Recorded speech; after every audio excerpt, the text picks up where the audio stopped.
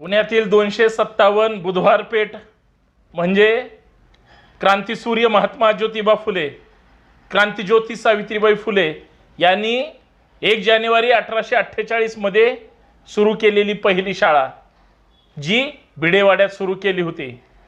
आज 205 वर्ष झाली.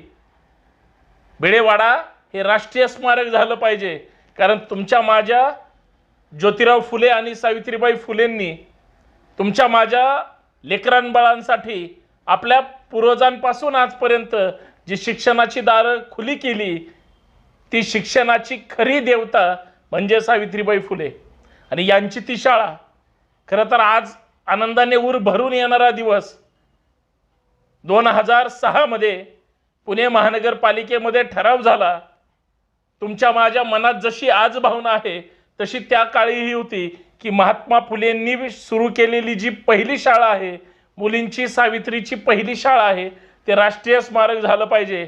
महानगरपालिकेमध्ये तसा ठराव मंजूर झाला आणि 2008 मध्ये अधिकृत मान्यता ही स्थायी समितीने दिली.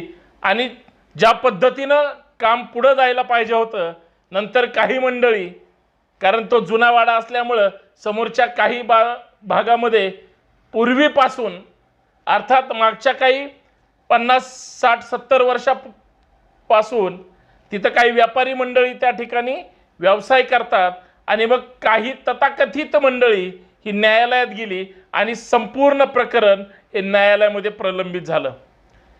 जागा महानगरपालिकेची आहे का राज्य सरकारची आहे, या भांडणामध्ये आजपर्यंत कित्येक लोकांनी, संस्थांनी, तुम्ही आम्ही आंदोलन केलं. पुण्यामध्ये आम्ही सगळ्या पुरोगामी चळवळीतील समविचारी संघटना एकत्र मिळून, कुठल्या एकट्या संघटनेनं आंदोलन करण्यापेक्षा सगळे मिळून लढूया असा एक संकल्प होता. आणि ज्योतिराव फुले असतील, सावित्रीबाई फुले असतील, त्यांचा सत्यशोधक विचार असेल, त्या विचारांना प्रमाण मानणारी सगळी तुम्ही आम्ही मंडळी आपण लढा दिला. पण आपण लढा दिला तो रस्त्यावर आंदोलन करून सरकारला जाब विचारण्यासाठी आणि सरकारला जाग करण्यासाठी.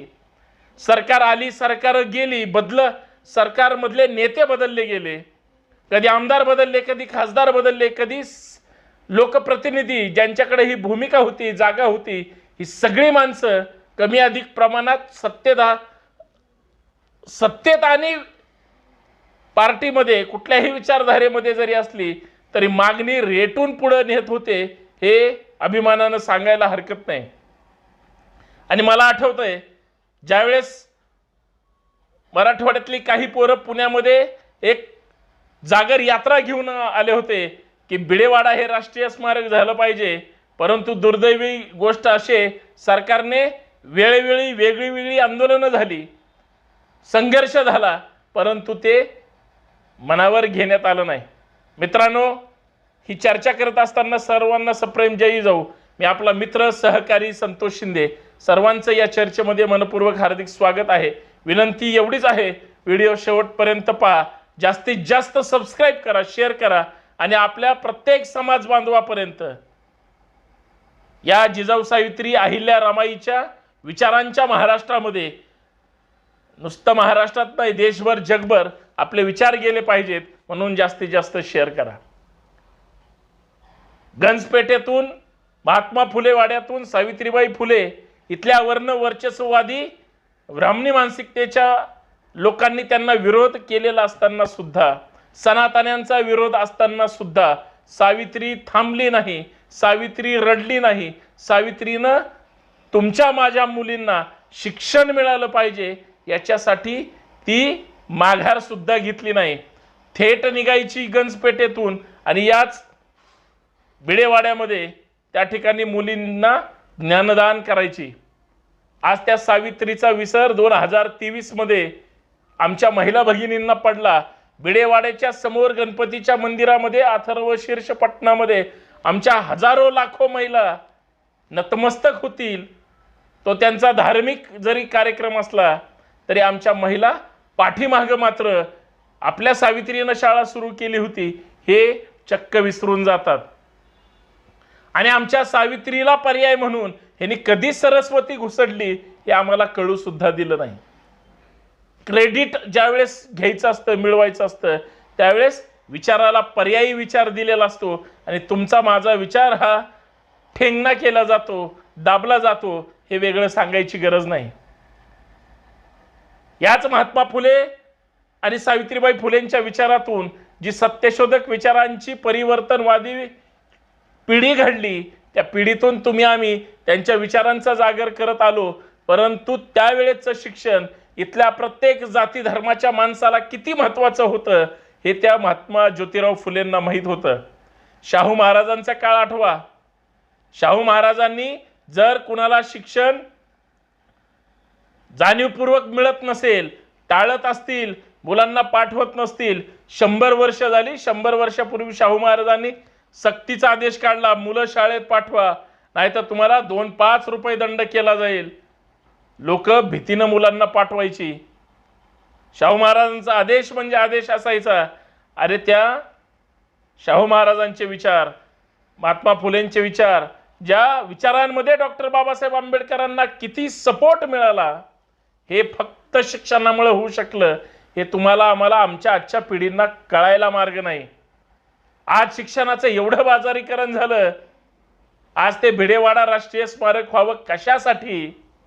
ज्या भिडे परिवाराने ती जागा दिली मोठ्या अंतकरणाने महात्मा ज्योतिराव फुलेंना, ज्या फुलेंच्या सत्यशोधक विचारापुढं सगळी माणसं बाद व्हायची आणि विरोध सुद्धा करायची, तीच माणसं काही तथाकथित 2-4 जी त्यांच्या सोबत असायची किंवा त्यांच्या विचारांना प्रमाण मानायची. आज शिक्षणाच्या बाजारीकरणामध्ये कंत्राटी शिक्षण आलं, शाळा बंद केल्या जात आहेत किंवा वेगळी आज महाराष्ट्र द्रोही निर्णय घेतले जातात.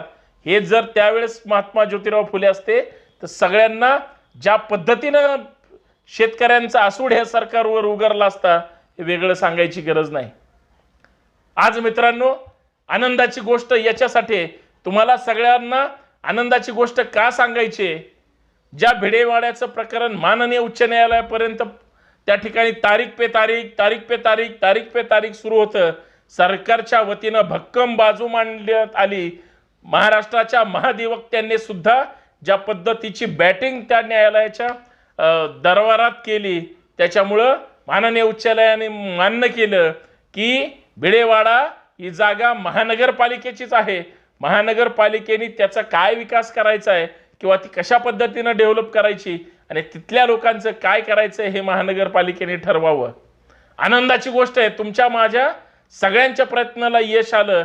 तुम्ही ज्या पद्धतीनं लढलात, तुम्ही ज्या पद्धतीनं मागणी रेटून धरलीत, तुम्ही ज्या पद्धतीनं सरकारला वेळोवेळी धारेवर धरण्याचा प्रयत्न केला, ही सामान्य गोष्ट नाही, ही साधी गोष्ट नाही. पण त्याच्यासाठी बराच संघर्ष करावा लागला. मला आठवतंय 1 जानेवारीला प्रत्येक वर्षी त्या भिडेवाड्यासमोर आंदोलनं केली जातात.